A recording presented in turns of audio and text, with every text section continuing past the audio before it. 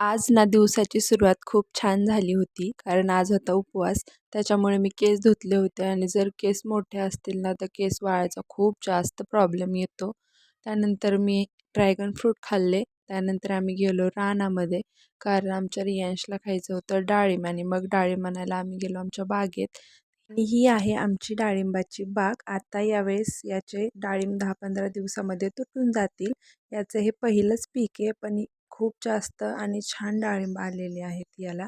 त्यानंतर आम्ही 2 डाळिंब तोडली आणि घरी आलो. घरी आल्यानंतर बघितलं तर सासूबाईंनी ही गुलाबाची रोपं घेतली होती. मग ना ती गुलाबाची रोपं लावून काढली, कारण जास्त दिवस जर रोपं अशी बाहेर ठेवली ना, ती खराब होऊन जातात. त्यानंतर संध्याकाळी स्वयंपाकामध्ये भात केला होता आणि शेवग्याची भाजी केली होती. शेवगा ना आपल्या हाडांसाठी, त्याचबरोबर आपली रोगप्रतिकारशक्ती वाढवण्यासाठी आणि आपल्या त्वचेसाठी सुद्धा खूप उपयुक्त आहे. त्यानंतर छान अशा भाकरी केल्या आणि मक्याचं कणीस खाऊन दिवस संपवला. बाय.